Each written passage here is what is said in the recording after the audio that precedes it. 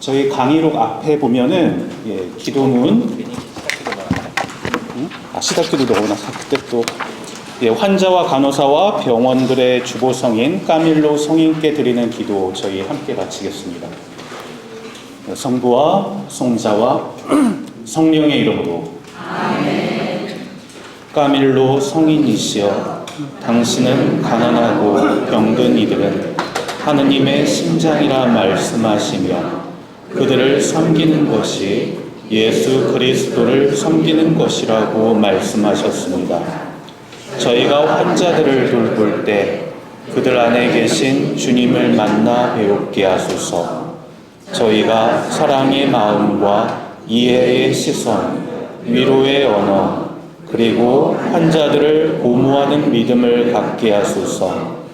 또한 저희가 병들었을 때 저희의 고통을 치유로, 두려움을 믿음으로, 절망을 기도로 변화시킬 수 있게 하시며 주님께서 저희에게 주신 모든 시간과 많은 은혜를 소중히 여길 수 있도록 이끌어 주소서. 이 모든 말씀 우리 주 예수님의 이름으로 비나이다. 아멘. 성부와 성자와 성령의 이름으로 아멘. 네, 오시느냐고 수고 많으셨습니다. 저희 먼저 굉장히 오랜만에 봉사자 교육 하시는 거죠? 네. 우선 저희 위원장 신부님 아마 처음 뵈시는 분들 많으실 거예요. 작년에 새로 오셨습니다. 저희 위원장님 인사하고 소개 말씀 간단히 먼저 듣겠습니다. 안녕하십니까. 예, 방금 소개받은 병원사목위원회 위원장을 맡고 있는 강진영 안토니오 신부입니다. 여러분들 오늘 이렇게 먼 걸음 많은 분들 함께 해주셔서 감사드리고요. 저희가 자료를 찾아보니까 2017년 7월 이후로 저희 병원사목위원회의 봉사자 교육이 사실 멈춰져 있었던 걸로 이렇게 파악이 됐습니다.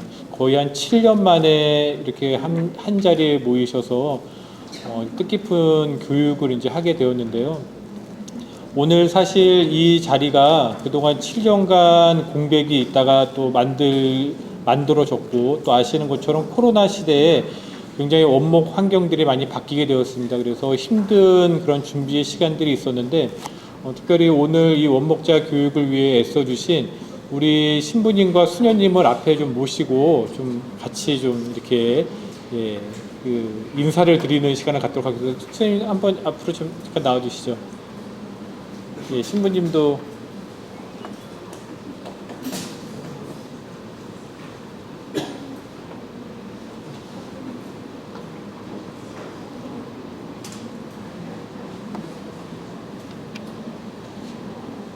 네, 우리 박태민 신부님과 파우스티나 수녀님이신데 큰 박수로 한번 네.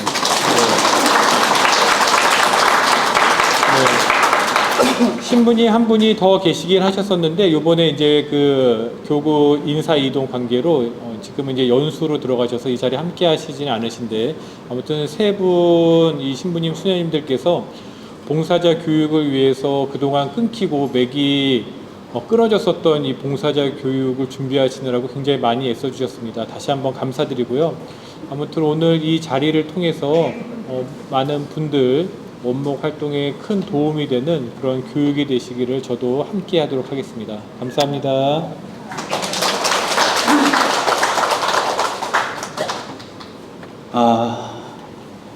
네, 지금 병원마다 원목 봉사를 재개한 곳도 있고 아직 활동을 하지 못하시는 병원들도 많이 계실 거예요. 그래서 올해부터 계속 활동을 못한다고 봉사자 교육을 중단하는 것은 저희 준비가 너무 미흡한 상태로 시간만 흐르는 것이 아닌가 싶어서 부족하지만 교육을 준비하고 그리고 마련을 해봤습니다. 이전에는 3차까지 교육을 받으셨었죠? 예, 3차까지 교육을 받으셨는데 아직 활동이 재개되지도 않았고 그리고 앞으로도 그 봉사자가 어떤 방향으로 흘러갈지 아직 정해진 것이 없기 때문에 그냥 이번 한 회차수로 해서 저희가 준비를 했고요. 그리고 3주차 교육까지 그 교육을 들으시고 저희가 평가서를 좀 드릴 거예요. 간단합니다. 한 장짜리로 된 건데 그 이번 교육에 대한 소감과 앞으로 어떤 교육으로 좀 진행이 되었으면 좋을지 혹은 교육을 받고 싶은 내용이 무엇인지에 대해서 평가서를 작성해 주시면 내년부터 진행되게 될 교육에 저희가 참고를 해서 더 준비를 열심히 한번 해보겠습니다. 꼭 이 점 기억해 주시길 바라고요. 오늘 1주차 첫 번째 강의는 순천향병원과 국립중앙의료원에서 원목을 하고 계시는 김영규 대건 안드레아 신부님 께서 오늘 강의를 해주실 겁니다. 저희 박수로 맞이하겠습니다. 네, 안녕하세요. 네, 원래 강의를 제가 하는 게 아니었는데 그게 그렇게 되어버렸습니다. 그래서 이렇게 강의를 여러분 앞에서 하게 됐는데요. 제가 강의할 주제는 성사와 세례성사입니다. 사실은 성사에 대해서 모르시는 분은 안 계시잖아요. 성사가 뭔지는 웬만한 분들은 다 잘 알고 계십니다. 맞죠? 천주교 신자들은 원래 대답을 잘 안 하셔서 자, 근데 사실 성사를 설명하라고 그러면 이게 조금 어려워요. 그러니까 뭐 세례성사라 그러면 여기 계신 분들 다 잘 설명하실 수 있습니다. 그쵸? 근데 그래, 그럼 세례성사, 뭐 성체성사는 다 설명을 할 수 있는데 성사 그러면 뭔가 좀 그 성사가 성사지 뭔가 이렇게 말씀하시는 분들이 굉장히 많으시리라 생각합니다. 그래서 오늘은 첫 번째 시간은 성사, 첫 번째 시간은 성사 총론, 성사가 무엇인가에 대해서, 그리고 두 번째 시간은 세례성사 대해서 설명하는 시간을 갖도록 하겠습니다. 아까 보니까 끝나는 시간이 정해져 있더라고요. 휴식 시간은 소중하니까 강의가 길어서 도중에 끊기더라도 저는 쉬는 시간 되면 집에 갈 예정입니다. 그러니까 쉬는 시간 잘 즐겨주시고요. 시작하겠습니다. 자, 성사 시작기도 바쳤죠? 넘어가겠습니다. 하느님의 사랑과 은총을 전해주는 성사. 그러니까 성사라는 거는 기본적으로 하느님의 사랑과 은총을 전해주는 거구나 라고 생각하시면 한 95% 정도 맞는 답입니다. 그러나 여기에서 우리는 아주 조금 더 깊게 한번 공부를 해보도록 하겠습니다. 그 전에 한번 영상 한번 보실게요. 죄송합니다. 이거를 제가 급하게 작성하느라고 자, 성사는 히라버 미스테리온에서 시작했는데 이 신비라는 것이 하느님의 지혜, 그러니까 하느님의 지혜는 뭐예요? 그리스도다. 그리고 이것이 교회에서 발견됐다. 그래서 라틴어 사크라멘tum으로 변화합니다. 사실 이런 거는 모르셔도 돼요. 왜냐하면 이런 거를 써드리지 않으면 강의가 수준이 낮다 이렇게 생각하시는 분들이 계셔서 제가 조금 아는 척을 좀 해봤습니다. 그래서 이런 단어를 통해서 이제 라틴어도 조금 저런 단어를 쓰나 보다 이렇게 한번 생각해 보시면 될 것 같아요. 자, 그렇다면 성사란 무엇일까? 이 중요한 주제 아닙니까? 성사란 무엇일까? 자, 성 아우구스티노 성인이 신학을 많이 정립을 했는데 이분이 이런 말씀을 하셨어요. 눈에 보이지 않는 하느님의 은총을 우리에게 전해주는 눈으로 볼 수 있고 만져볼 수 있는 표지 또는 상징. 트리엔트 공회라고 16세기에 있었던 공회에서는 성사는 그리스도께서 제정하신 볼 수 있는 표지로서 은총을 표시하고 또 표시하는 은총을 실제로 주는 것. 한글이지만 어려운 단어는 없는데 이거를 전체적으로 이해하려니까 이해가 잘 안 되시죠? 그래서 성사가 신비인 겁니다.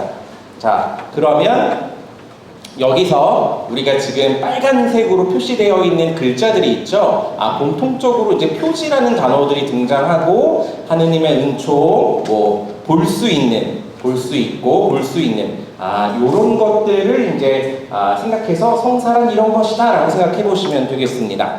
자, 우리는 표지가 중요해요.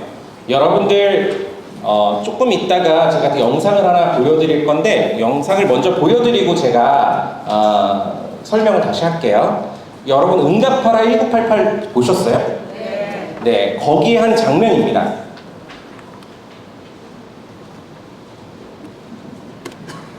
나 그냥 행복한 우리가 됩니다. 요거는 아니에요.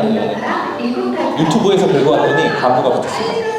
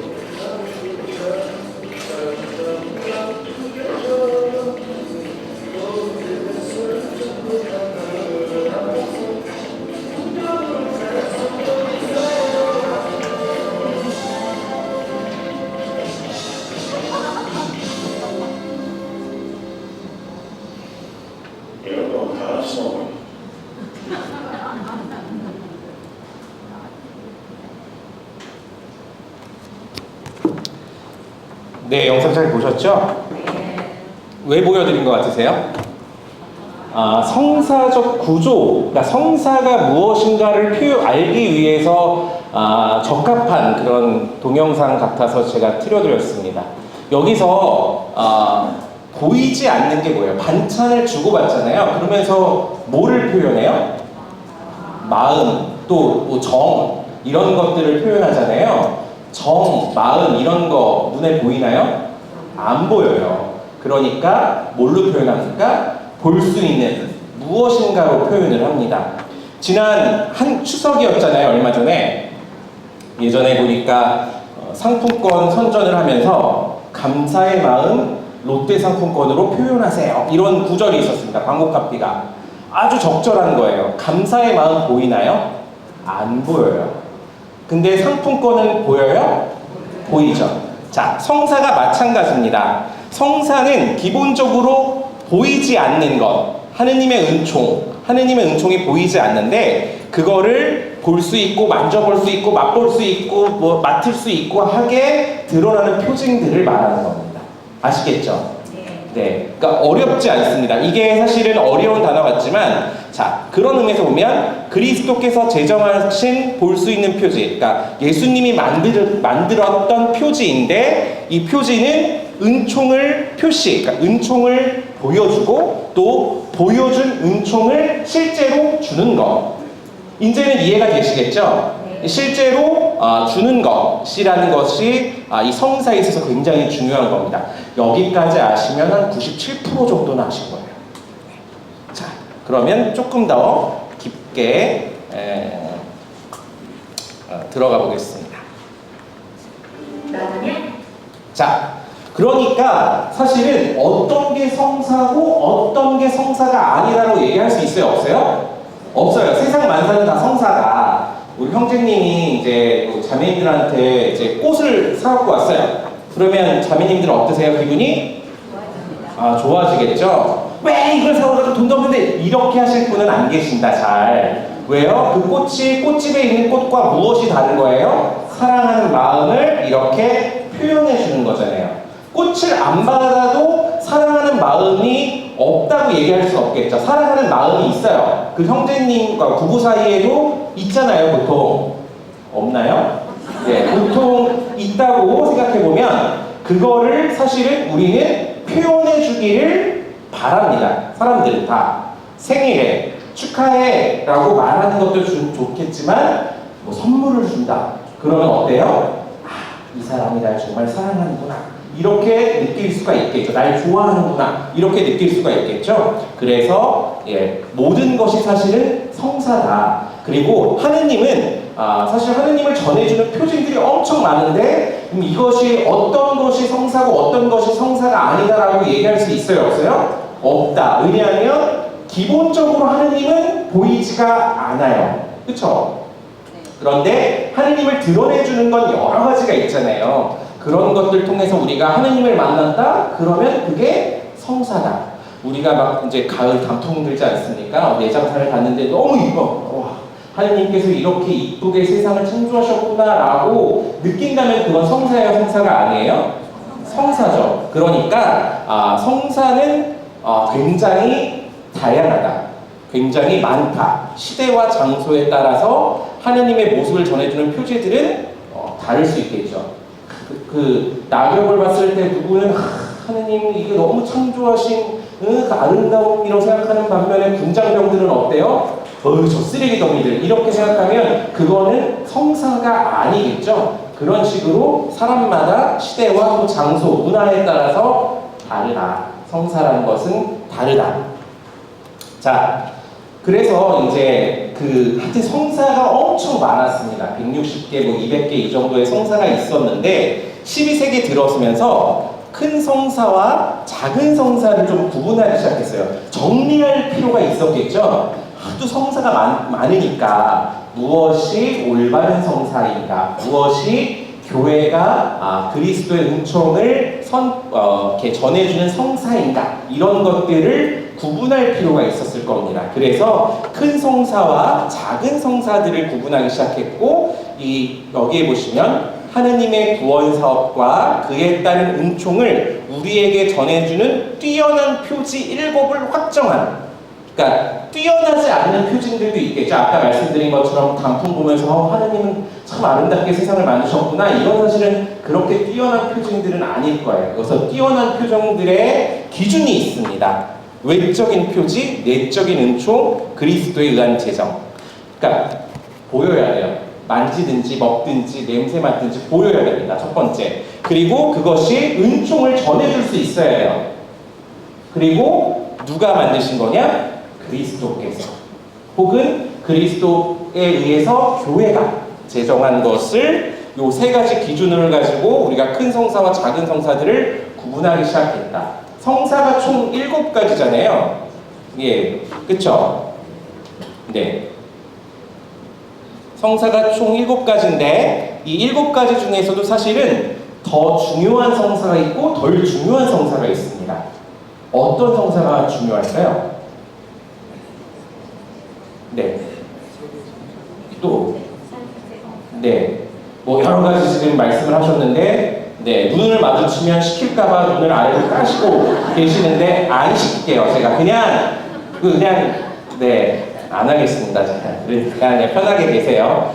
예, 요 두 가지 성사가 중요한 성사다. 예. 왜요? 성체 성사는 가장 뛰어난 은총을 담고 있습니다. 예수님의 몸을 우리가 직접 모시는 거잖아요. 그렇죠? 그리고 모든 성사들을 받으려면 뭘 받아야 돼요? 기본적으로 세례를 받아야 됩니다. 나머지는 이제 여러 가지로 묶는 거예요. 원래 세례와 견지는 하나였었어요. 그런데 견지는 주교님이 주셔야 되니까 어때요? 세례를 먼저 주고 견지를 나중에 주는 방식으로 점차 변화했던 겁니다.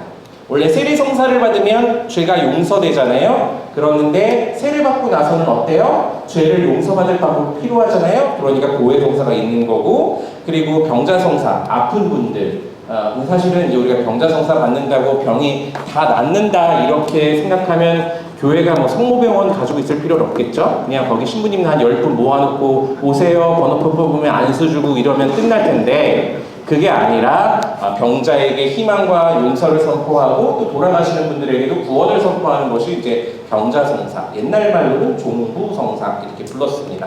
그리고 혼인은 다 아시겠죠? 결혼. 예. 저는 개인적으로 혼인이야말로 정말 그 성사적 은총이 필요하다라고 생각합니다. 제 친구들도 결혼을 많이 했어요. 다 결혼을 했겠죠? 그 친구들이 저를 엄청 부러워합니다.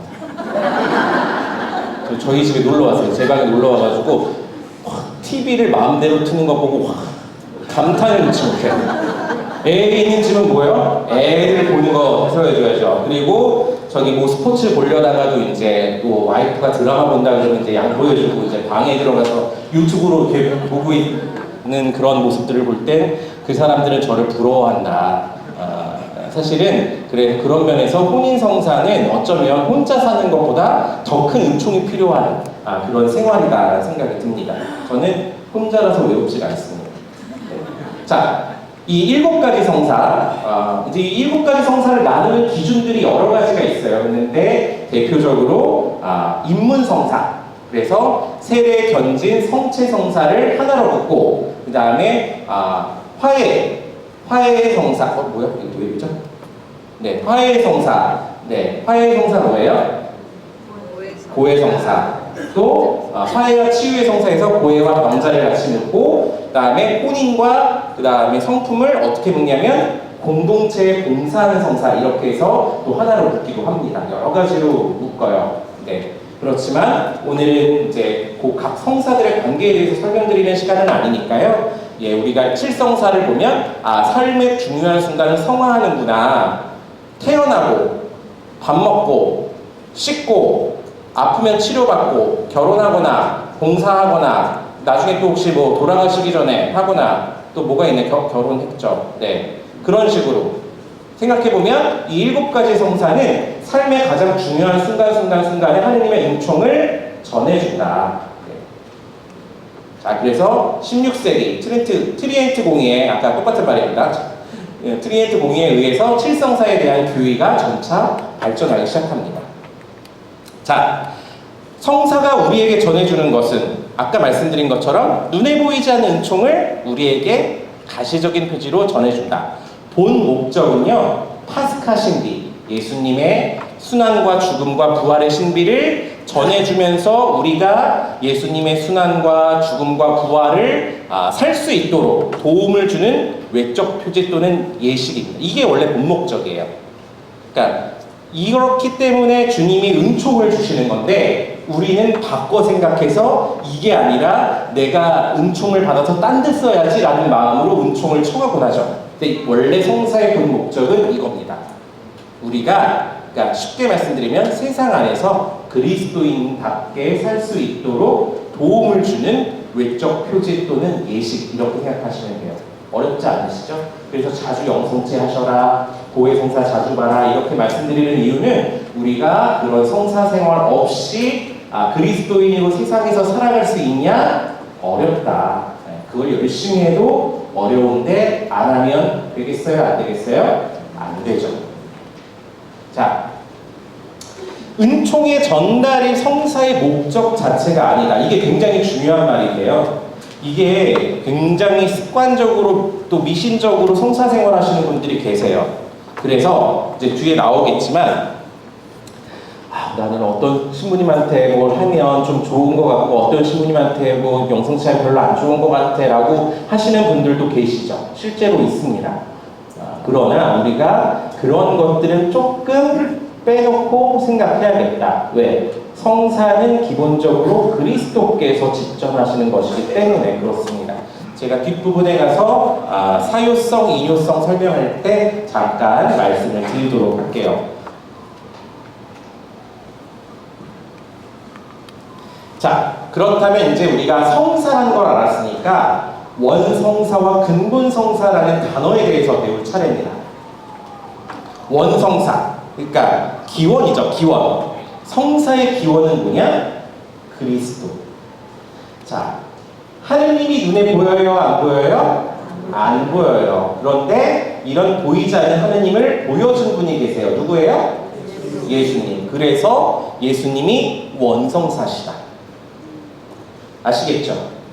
보이지 않는 것을 보여주는 표징이라고 생각했을 때 예수님과 함께 살았던 사람들은 예수님을 통해서 누구를 봐요?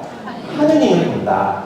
근데 예수님이 부활하시고 승천하시고 호로록 가버리셨죠? 예. 그러니까 우리는 어떻게 해요? 우리는 무엇을 통해서 예수님을 만나고 또 예수님을 통해서 하느님을 어떻게 만날까요? 바로 교회를 통해서 우리가 예수님을 만납니다. 그쵸? 그리고 예수님을 통해서 하느님을 만납니다. 그래서 교회는 근본성사다. 교회는 예수님의 근본성사다. 그리고 이 교회가 하는 활동이 교회가 하는 활동이 뭐예요? 7가지 성사다. 자, 다시 한번 설명드리겠습니다. 하느님 눈에 안 보여요. 그러나 예수님을 통해서 그 시대 사람들은 하느님을 만났죠. 그러니까 예수님이 원성사시다. 그런데 예수님이 승천하고 나서 우리 신앙인에게는 예수님을 직접 만날 수 있지 않아요. 그러니까 무엇을 통해서 우리가 예수님을 만난다? 교회를 통해서.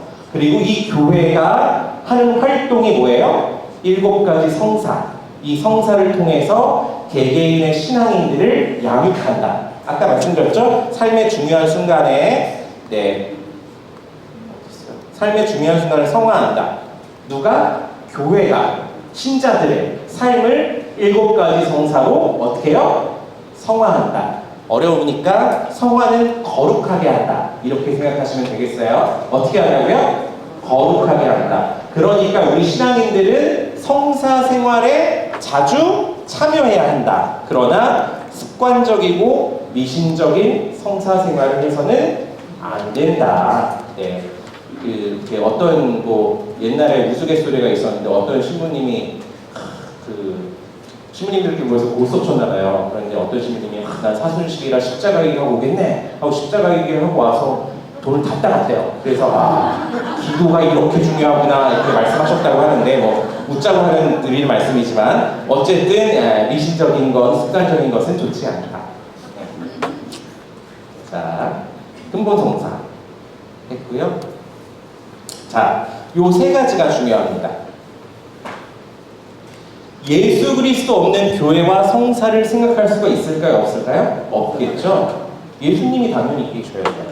그럼 교회 없이 그리스도와 성사를 만날 수 있어요? 없어요? 불가능합니다. 마지막으로 성사 없이 그리스도와 교회와 일치할 수 있겠어요? 없겠어요? 없습니다. 그러니까 이 3가지는 보완적인 거예요. 굉장히. 자, 그래서 7가지 성사. 자, 아까 조금 이제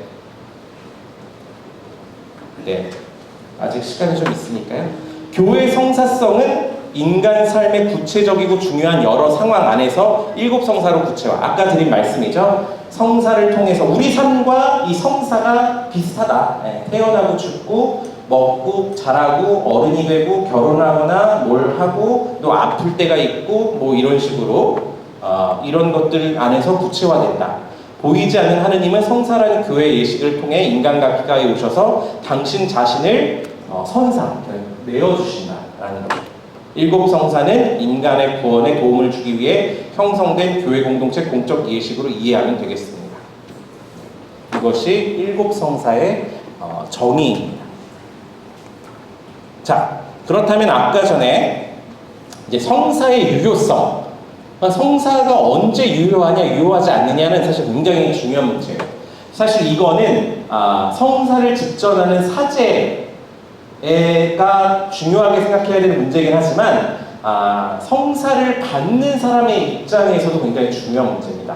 첫 번째, 이 논쟁이 있었어요. 중세시대에. 성사는 사유적, 그러니까 그 자체로 거행되면 은총의 효과를 내느냐, 아니면 성사 직전자의 능력이지만 성덕에 따라 어떤 열심한 신부님이 직전하는 성사는 더 큰 은총을 주고 어떤 대충 하는 신부님 성사는 그냥 요만큼만 주고, 이런 논쟁이 있었습니다. 죄송합니다. 엄격주의자들이 이런 논쟁을 했는데,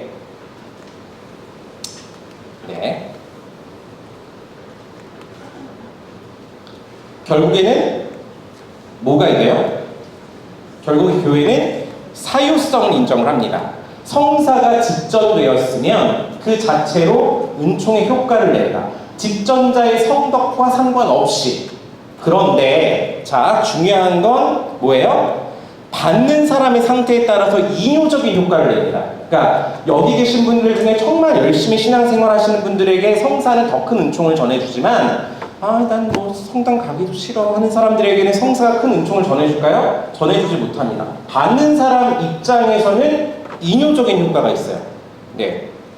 그러니까 중요한 건 뭐다? 내가 열심한 마음으로 미사에 참여하고 했을 때 더 큰 은총을 받고, 그냥 어쩔 수 없이 엄마가 가라 그러니까 가가지고 그냥 1시간 쭈삣쭈삣 있다가 그냥 뭐 하얀색 빵 나눠주니까 먹고 다 오는 사람에게는 큰 은총이 주어질까요? 주어진다 그래도 본인이 수용이 안 된다. 그런 의미에서 성사는 인유적인, 받는 사람 입장에서는 인유성을 띠고, 거행하는 상황에서는 사유성을 띈다. 이건 중요합니다. 그러니까 신부님이 열심한지 안 열심한지 따지기보다는 내 상태를 확인하는 것이 더 중요한 겁니다. 네. 냉담을 오래 했어요. 병원에 계시면 봉사자분들 그런 걸 많이 만나잖아요. 냉담을 오래 했어요. 어떤 분들 막 눈물 흘리면서 신부님 하면서 그렇게 하시는 분들이 있고, 봉사자들이 아니면 가족들이 봉성체를 해야 된다고 하니까 어쩔 수 없이 이렇게 해가지고 하시는 그런 분들도 계시겠죠? 그런 분들은 하느님이 아무리 많은 은총을 주고 싶어도 간장종지만 해서 은총을 많이 받지 못한다. 자, 그런데 반면에 준성사는 인효적인 효과가 있습니다. 준성사는 성사를 본따서 만든 건데, 이 뒤에 바로 나옵니다. 이것은 직전자의 성덕에 따라서 더 큰 효과를 낼 수도 있고 덜 큰 효과를 낼 수도 있습니다. 자, 준성사. 12세기에 7가지 성사를 고정을 했죠. 그런데 이 7개 성사를 고정했으니까 나머지 몇백 개가 넘는 이 성사들은 어떻게 해요? 그것이 성사가 아니지만, 7성사에 들지는 못했지만, 그러나 그 사람들이 신자들이 너무 좋아했고, 또 그 자체로도 성사와 뭐 아주 그렇게 뭐 저거하지가 않아. 그런 예식들이 있었습니다. 이런 예식들을 교회는 따로 모아서 준성사라는 이름으로 이것을 합니다. 여러분들 잘 아실 거예요. 이거는 뭐 어려운 거니까 넘어갈게요. 다 써 있으니까 시간이 없어요. 네. 교회의 어머니인 교회는 준성사를 제정했다. 준성사는 어느 정도 성사들을 모방하여 특히 영적 효력을 교회 간청으로 얻고 이를 표시하는 거룩한 표징들이다. 아까 성사는 누가 제정했다 그랬어요? 예수 그리스도. 준성사는 누가? 교회가. 다릅니다. 그래서 성사만큼의 효과를 내요, 못 내요? 못 냅니다. 네, 그러니까 성사가 최고인 거예요. 가만히 보면 제 이제 석품식 끝나고 보면 신자분들이 엄청 열심히 이제 새 신부님 안수를 받겠다고 신발 세 짝이 이렇게 헐도록 돌아다니시는 분들이 계신데, 그거 한번 하시는 것보다 진실한 마음으로 영성체 하시는 게 더 낫습니다. 네. 아무리 그날 거룩하게 석품된 사제라 하더라도 준성사는 성사를 모방하여 만든 거기 때문에 성사 자체 은총으로 봤을 때는 성사에 따라오지 못한다. 그러나 뭐 마음의 위안이 있겠죠. 저한테는 이제 어떤 분들이 증명사진 들고 와서 안수해달라고 이런 분들도 계세요. 그 수험생 미사할 때 보면 어떻게든 받고 싶은 마음이 있으시겠죠. 그 모르지 않겠습니다만 그런데 그거는 안 된다. 아시겠죠? 그러나 그 미신적인 요소가 이런 데서 생기는 겁니다. 제가 처음에 첫 본당 개포동을 갔는데 뭐 그때 수험생이 많았어요. 한 6, 70명 되더라고요.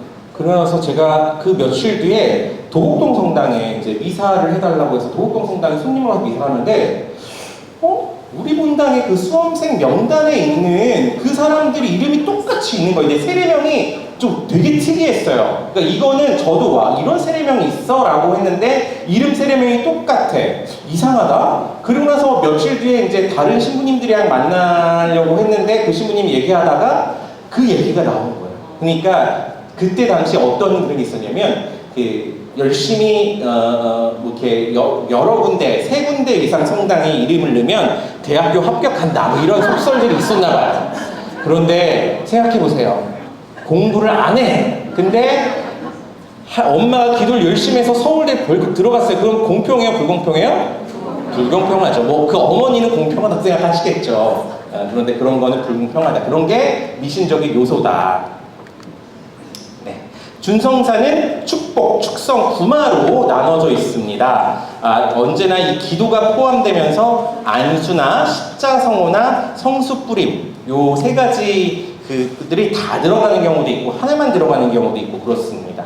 그러면 축복과 축성과 구마가 어떻게 나뉘느냐? 네, 지금부터 하겠습니다. 축복. 축복은 라틴어로 베네딕지오 이렇게 합니다. 이게 뭐냐면 베네가 좋다 이런 뜻이에요. 뭐 보나 세례명 가지고 계시죠. 보나가 좋은 이런 뜻이거든요. 그러니까 베네딕지오, 딕지오는 말하다. 이거 여기서 나오는 단어인데 그러니까 뭐예요? 축복이라는 거는 좋은 말을 해주는 게 축복입니다. 그쵸? 뭐 축복이라고 해놓고 나쁜 말 해주면 그게 축복이에요? 저주겠죠? 네. 자, 그런데 준성사의 모든 기본 형태는 이 축복입니다. 근데 이 축복이라는 것이 뭐냐면 첫 번째, 하느님을 찬미하고 두 번째, 하느님의 선물을 청한다. 왜냐하면 자, 우리는 하느님 아버지로부터 온갖 영적인 복을 받기 때문에 그렇습니다. 그러니까 축복의 주체는 누구예요? 하느님이 주시는 거죠. 하느님 복을 이렇게 딱 주시는 겁니다. 그런데 우리가 이제 이 축복하면 여러 가지, 한 2가지 정도로 우리가 나눠서 볼 수 있는데 하나는 구성적 축복이 있고 하나는 기원적 축복이 있습니다. 자, 구성적 축복이라는 건 뭐 설정적 축복 이렇게 쓰기도 하는데요. 축성이나 봉헌과 같은 효과를 내면서 사람이나 사물에 거룩한 인호를 부여, 도장을 찍는 겁니다. 이거는 앞으로 속된 목적으로 쓰지 못합니다. 여러분 묵주 갖고 오시면서 신부님 축성해 주세요 하시는데 축성이란 단어가 틀릴까요, 맞을까요? 틀립니다. 축복해 주세요. 이게 맞는 거예요. 옛날에 방사 이런 단어도 썼는데 지금 올바른 단어는 축복입니다. 차 신부님 차 축성해 주세요. 맞아요, 안 맞아요? 틀려요. 차 축성해달라고 하시면 그것은 이제 하느님께 영원히 귀속되는 것으로 이제 새 차 뽑자마자 봉헌을 하시는 것으로 이해하셔야 됩니다. 그러니까 축복. 그러니까 뭐 경당, 임시성당, 이동제대 여기 이동제대 있죠. 성물, 이제 십자가, 묵주 가지고 그 뭐죠? 옛날에 영화가 있었는데 무슨 타잔 나오는 영화였던 레전드 타잔인가? 뭐 거기서 이제 묵주로 이제 사람을 죽이는 장면이 나옵니다. 그렇게 하면 돼요, 안 돼요? 안 된다. 예전에 또 이렇게 제가 신학생 때 선배 신부님이 엄청 큰 묵주를 들고 다니는 거예요. 묵주 알 하나가 주먹보다 더 큰 거예요. 십자가도 어디 벽걸이 십자가 같은 걸 이렇게 매달아 놨어요. 그러니까 이게 돌리니까 이게 엄청 크잖아요. 그래서 제가 물어봤어요. 이런 거를 어디서 구했냐? 그랬더니 그 어디 그 인사동 가다가 거기 이제 조계종 근처에 만물산이 많잖아요. 영주 알이 이제 뭐 새겨져 있는 건 아니었어요. 그러니까 그거 알을 사서 이제 본인이 이렇게 하고 십자가는 이제 벽걸이 십자가를 하나 사서 그 뒤에 이렇게 꼬다리 있지 않습니까? 거기 이제 그 무슨 가죽끈 같은 걸로 묶어서 만들어 다니시더라고요. 근데 좋은 거 헷갈리지는 않겠다. 나쁜 거 저걸 주머니에 넣고 다닐 수가 있나? 이제 저희 신학생들은 막 왔다 갔다 하면서 묵주기도 하는데 이게 크니까 좋긴 하더라고요. 조그만 거는 사실은 묵주기도 틀릴 때가 있잖아요. 그럼 어떻습니까? 굉장히 난감해. 남들이 영광이 선고하는데 나는 은총이 하면 굉장히 그 순간 그 분위기가 싸해지죠. 나는 내가 좋은 것도 아니야. 내가 불성실하게 한 것도 아니야. 묵주알이 조금 해서 그냥 이렇게 넘어간 것 뿐인데 그런 경우가 있습니다. 그렇지만 네. 어쨌든 뭐 그 이후로는 보지 못했어요.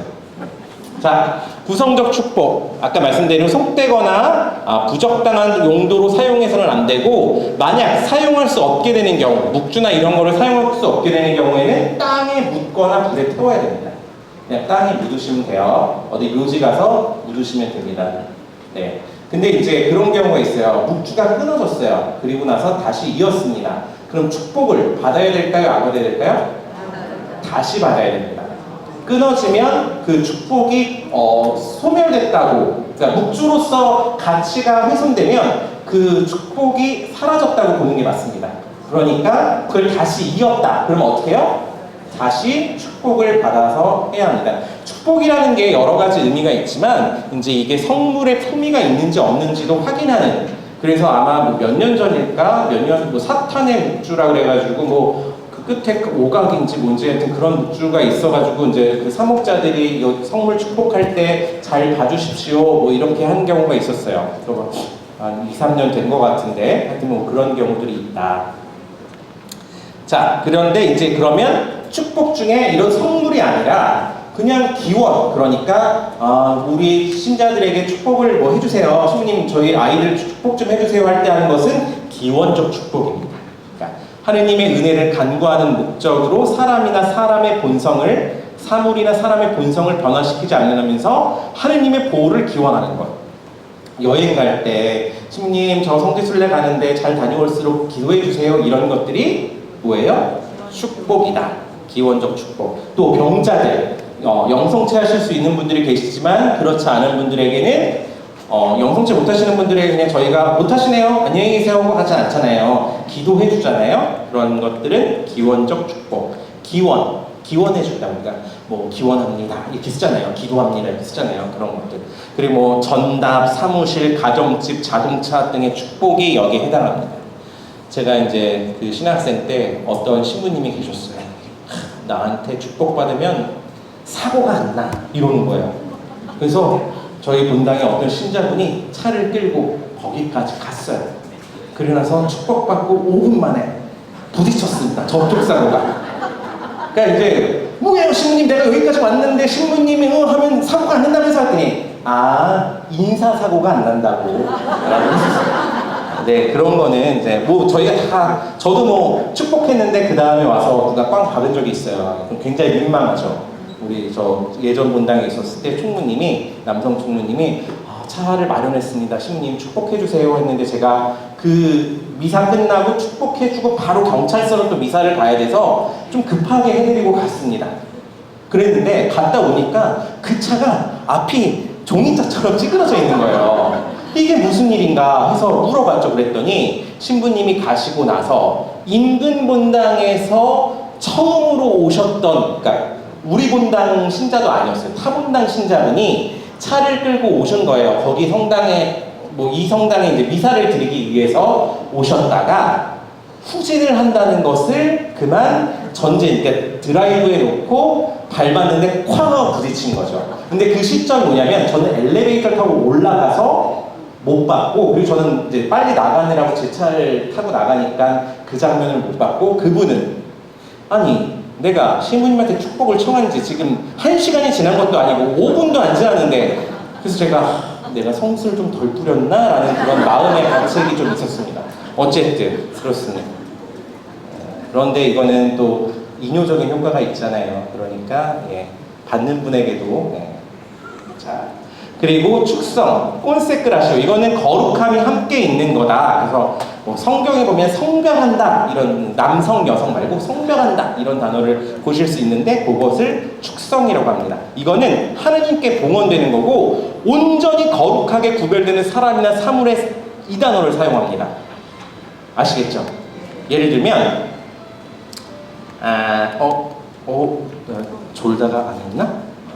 네. 자, 여기에 해당되는 것은 이제 크리스마 성유라고 해서 축성 성유, 혹은 빵과 포도주가 성체로 변했을 때, 아니면 사제로 서품되었을 때, 이럴 때 축성이란 단어를 씁니다. 나머지는 축성이란 단어를 잘 사용하지 않아요. 아시겠죠? 그러니까 차축성 해주세요. 그러면 어떻게 해야 된다고요? 키를 사무실에 놓고 가시면 돼요. 안 됩니다. 축복해주세요가 맞는 말이에요. 자, 마지막으로 구마입니다. 구마라는 것은 어떤 사람이 마귀의 세력부터 보호되고 마귀의 지배력에서 벗어나도록 예수 그리스도의 이름으로 공적인 건의를 갖고 하나님께 청하는 것을 구마라고 하는데, 오해하시는 분들이 계세요. 그 옛날 주일기도 책에 보면 뭐 구마기도 나와 있잖아요. 그런 것은 구마 기도가라기보다는 이런 준성사의 구마라기보다는 그냥 우리가 이렇게 이렇게 악령을 쫓아달라는 것도 좀 그런 표현도 그렇지만, 어쨌든 우리가 이 흔히 아는 구마, 엑소시즘과는 다른 거다. 여러분, 엑소시즘은 이제 우리가 예식서가 있잖아요. 그 구마도 예식서가 있을 거 아닙니까? 다른 뭐 세례 예식서 아니면 뭐 미사 경본 이런 거는 피는 사람의 제약이 없어요. 그러니까 여러분들이 밑에 가톨릭 출판사 가셔서 나오는 거 다 이렇게 뒤적뒤적 보셔도 상관없습니다. 그런데 구마 예식서는 펴야 되는 권한을 부여받아야 돼요.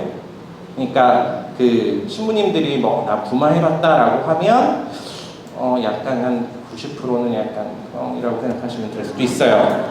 네, 어쨌든 네. 근데 어쨌든 이런 작은 구마는 세례 거행할 때도 예비신자 성유 도유 전에도 있습니다. 네. 그래서 정한 규칙을 정확하게 지키면서 신중하게. 이제 성사는 대충 뭔지 아시겠죠? 네. 뭐 많이 설명을 했습니다만, 아니 여기를 켜주세요. 뭐 작성하시니까 네, 이 앞만 꺼주시면 되겠습니다. 조금 더 켜주세요. 하나 더. 네, 됐습니다. 자, 그러면 이제 사실은 뭐 성사에 대해서 모든 성사가 설명할 게 많이 있지만, 또 직접적으로 우리 병원 봉사자들 중에서는 이 세례성사 대세가 또 오고 이런 것들을 조금 정확하게 아실 필요가 있겠다 싶습니다. 왜냐면 아마 여기 계신 분들 중에서는 대세를 직접 해보신 분도 여러 번 해보신 분도 있으실 수 있어요. 안 해보신 분도 계시겠지만, 그래서 이제 세례성사 하겠습니다. 하느님의 자녀로 새로 태어나는 세례성사. 자, 세례성사. 성사는 뭔지 알겠는데 세례는 무슨 뜻일까요? 네, 물로 씻는 예식. 그러니까 세례성사에서 가장 중요한 건 뭘까요? 물로 이마를 적시는 것이 가장 중요합니다. 세례성사에서는. 말 그대로 세례니까요. 자, 그러면 예수님께서 하늘나라 가시기 전에, 다시 떠나시기 전에 아버지와 아들과 성령의 이름으로 세례를 주고, 그래서 지금도 예수님의 말씀에 따라 성부와 성자와 성령의 이름으로 세례를 줍니다. 예수님이 이렇게 하라고 하셨기 때문에. 자, 세례성사의 효과. 그럼 세례성사를 받으면 뭐가 되나요? 어떻게 되나요? 자, 첫 번째, 원죄와 본죄를 용서받은. 이제 원죄, 본죄를 조금 헷갈리시는 분들이 계실 것 같아서 잠깐 설명을 드릴게요. 아담과 하와가 선악과를 따먹죠. 네, 잘 아시는 내용입니다. 뱀에 꼬드겨가지고. 그때 인간이 하느님께 지은 첫 죄가 뭐예요? 원죄. 그러니까 그게 이제 원죄인데 그 내막을 살펴보면 불순종입니다. 불순종. 하느님이 하지 말라 그랬거든요. 안 하고 있었으면 그럴 일이 없었을 텐데 뱀에 꼬드겨가지고 하느님이 되고 싶은 마음에 그거를 따먹게 됩니다. 그래서 그것이 불순종, 원죄에 해당합니다. 그렇다면 본죄는 무엇일까요? 네, 우리가 살아가면서 짓는 죄들을 다 본죄를 말합니다. 그러니까 세례성사를 받으면 그 시점 이전에 원죄는 당연히 그렇고 내가 지은 죄는 다 용서를 받겠죠. 그러니까 하느님의 자녀로 새로 태어날 수 있는 겁니다. 이제 물을 부으면서 이제 죄가 다 씻겨지게 되는 것이죠. 그렇다 보니까 옛날에는 사람들이 그래? 그럼 죽기 전에 세례 받으면 되겠네? 또 그때는 고해성사를 볼 수 있는 게 애초에 그 좀 정해져 있었어요. 그리고 보석이 엄청 빡셌습니다. 3년 동안 뭘 해야 된다라든지, 뭐 3년 동안 뭐 술 먹으면 안 된다든지, 또 교회 공동체 안에 가서 저는 이러이러한 죄를 지었습니다라고 사람들 앞에서 얘기를 해야 된다든지. 근데 그마저도 횟수가 정해져 있어. 그러니까 사람들이 어때요? 우리가 사실 인간의 본성이 나약하기 때문에 죄를 지을 수밖에 없는데, 그러니까 사람들이 어떻게 합니까? 죽기 전에 세례를 받자. 네. 그때 받으면 그냥 뭐 이런 거 몇 년 이런 거 없이 그냥 한 큐에 깔끔하게 싹 죄를 씻고 하느님이랑 딱 들어갈 수 있다고 생각하니까 그렇게 했던 거죠. 그런데 사람의 생명은 사람 손에 달려있지 않죠. 언제 죽을지 모릅니다. 그러니까 세례를 못 받고 돌아가신 분들도 많다. 그래서 이제 나중에 이제 고해가 개별 고해 형식으로 바뀌게 되고 보석도 많이 완화가 됐습니다. 그런 식으로. 자, 그래서 세례 성사를 받으면 하느님의 자녀로 다시 태어나 교회의 일원이 되고 가톨릭 교회의 구성원이 된다. 뭐 어렵지 않으시죠? 네. 그리고 다른 성사를 받을 수 있는 자격이 생긴다. 이 얘기는 뭐예요? 세례 성사를 받지 않으면 다른 성사를 받을 수 있어요? 없어요? 없습니다. 그래서 아까 전에 이제 두 가지 성사가 큰 성사인데 성체 성사, 세례 성사를 큰 성사로 분류하기도 합니다. 나머지는 요걸 받지 않으면, 그러니까 뭐 성품 성사 안 받는 사람들도 많죠. 신자 중에는. 그 저 같은 경우는 이제 혼인 성사를 받지 못하니까 이제 보통 우리가 한 성사 6개 정도 받으면 다 받았다 생각할 수 있는 건데, 그 중에 보면 세례 성사를 안 받는 사람은 없다. 네. 그렇죠? 세례 성사를 받아야 다른 모든 성사를 받을 수 있습니다. 그리고 세례 성사를 받음으로써 그리스도인으로서 주어진 사명을 수행한다.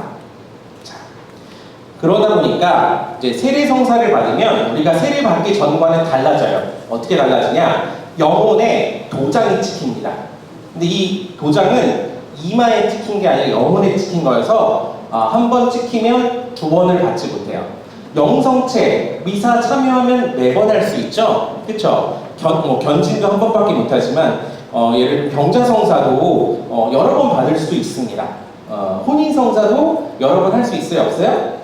있어요.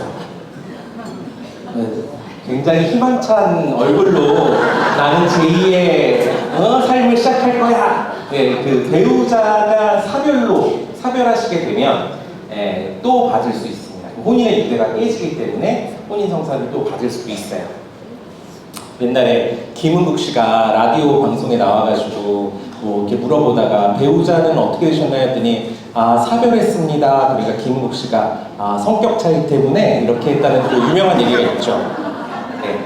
자, 우리가 세례 성사를 받을 때는 성인의 이름으로 보통은 세례명을 정하고 대부모를 정합니다. 한국에서는 남자는 대구, 여자는 대모 이렇게 정하지만 서양에서는 대부모를 함께 정합니다. 그리고 중요한 거, 세례명은 한 번 정해지면 바꿀 수 없다. 이거 뭐 견질 때 바꾸게 해달라고 하시는 분들이 계신데 안 됩니다. 세례명은 바꿀 수가 없어요. 영혼에 인호가 새겨졌는데 바꿀 수 있다라는 거는 이 인호가 제거될 수 있다는 뜻이거든요. 그러니까 세례 성사가 유효하지 않을 수도 있다는 것을 전제해야 하기 때문에 이것은 불가능합니다. 그러면 신자분들이 누가 어떤 사람은 했던데요? 라고 하시는 분들이 계신데 교적은 우리나라만 있는 거예요. 거기에는 뭐 뒤에 덧붙일 수 있습니다. 네. 그런데 세례 성사는 덧붙이거나 할 수가 없다. 네. 수녀님들은 이제 뭐 수도 서원 하시면 수녀님에 따라서는 수도명이 새로 붙는 경우도 있어요. 그러나 그것은 수도명이지 세례명이 아니다. 우리 프란치스코 교황님도 교황명이 프란치스코이지 그분의 세례명은 그것이 아니죠. 자, 그래서 이제 세례의 여러 형태가 있는데요. 먼저 가장 흔한 게 수세. 세수 아니고 수세. 이거는 물로 받는 거. 가장 흔한 거. 뭐 다 아시죠? 물로 이마에 부으면서 혹은 예전에는 이제 침수라 그래서 침례라 그래서 침수는 좀 다른 거죠. 침례라 그래서 이제 욕조 같은데 들었다 나왔다 들었다 나왔다 하는 거 있어요. 예. 그래서 이거는 이제 우리가 대부분 다 수세, 물로 세례를 받는다. 그런데 여러 가지 다양한 형식의 세례 형태가 있는데 혈세. 이 사람들은 이제 피로써 하느님의 존재를 증거하였기 때문에 네, 그들은 구원을 받았다고 교회를 인정한다. 네, 그러니까 뭐 얼마나 되겠어요, 이거는. 교회가 인정한다는 거지 실제로 그 사람들이 어떻게 그렇게 했느냐 요거는 조금 다른 문제일 수 있습니다. 그러니까 제일 좋은 것보다 정확한 거, 확실한 거. 자, 그 다음에 화세. 하느님에 대한 완전한 사랑의 통해가 이루어져 가지고 이렇게 이 상태에서 돌아가시면 이제 화세를 받았다고 합니다. 신부님들 중에는 뭐 화세 이런 뭐 혈세 이런 말씀을 하시는데요. 그거는 사실은 뭐 신부가 알 수 있는 건 아니고 하느님만이 아시는 거기 때문에 이거는 글쎄요, 뭐 이렇게 제가 그 얘기 최근에 들었거든요. 어떤 신부님이 뭐 이것은 저기가 아니라 화세였다 뭐 이렇게 말씀하시는 분들이 계신데 그것은 하느님의 자비에 맡기는 것이지 누가 판단할 수 있는 것은 아닌 것 같습니다. 그런데 예비자가 예를 들면 박해시대야 예비되는데 신부님이 안 와서 세례를 못 받았어. 근데 순교했어. 이런 경우에는 화세라고 볼 수 있죠. 네. 자, 그리고 이제 중요한 겁니다. 임종세례, 비상세례, 대세 다 똑같은 말입니다. 우리 여기 형제자매님들이 만약에 세례를 직전하시게 되면 요거에 해당하는 겁니다. 똑같은 말이에요. 임종세례 뭐예요? 사람이 돌아가시기 전에. 비상세례 원래는 안 돼. 근데 비상 상황이라서 할 수 있는 거야. 대세 집전자를 대리해서 주는 세례야. 이런 뜻인 거죠. 네, 죽을 위험이 닥칠 때는 누구나 세례성사를 집전할 수 있습니다. 그러니까 그분이 돌아가실 때라면 내가 죽을 위험이 있다면 누구든지 세례를 집전할 수 있습니다. 뭐 여러 가지 규정이 있죠. 뭐 세례수가 있어야 되고 그 다음에 기본교리를 믿으면서 이제 기본교리는 천주존재 삼위일체 강생구속 상성은 벌학 요 네 가지 다 아시죠? 하느님이 계시고 하느님이 한 본체이시지만 세 위격 성부와 성자와 성령의 세 위격으로 계시다는 거 그리고 예수님께서 우리를 위해서 죄를 짓지 않으셨지만 십자가에 못 박혀서 돌아가시고 그러나 부활하셨다는 것 그리고 우리가 착하게 살면 상을 받고 나쁘게 살면 벌을 받는다는 것 요것을 얘기해주고 나는 성부와 성자와 성령의 이름으로 땡땡땡에게 세례를 줍니다. 이거를 똑같이 해야 됩니다. 토시 하나 안 틀리고 네, 토시 하나 안 틀리고 토시 하나 틀리면 성사의 유효성에 문제가 생깁니다. 물론 죽을 위험에 있을 때는 이렇게 내가 혹시 발음이 좀 혀가 짧아 나는 성부와 성자와 성령이 이렇게 하더라도 교회가 보충할 것이다. 내가 똑바른 발음을 하지 못했다 하더라도 교회가 보충할 그러니까 성사의 유효성 자체는 문제는 없을 텐데 어쨌든 네 이거는 죄송하지만 그냥 외우셔야 돼요. 레이저 수첩에 다 있어요. 병자 방문기도 수첩에 아마 있던 것 같아요. 세례명에는 그 받고 싶은 세례명 하면 됩니다. 자, 그런데 대세를 받은 사람이 건강이 회복되면 예비자 교리 공부를 받고 보례를 받아서 다른 성사를 받을 수 있도록 해야 합니다. 근데 여기서 몇 가지 이제 예민한 문제인데요. 보례를 받지 않으면 다른 성사를 못 받냐?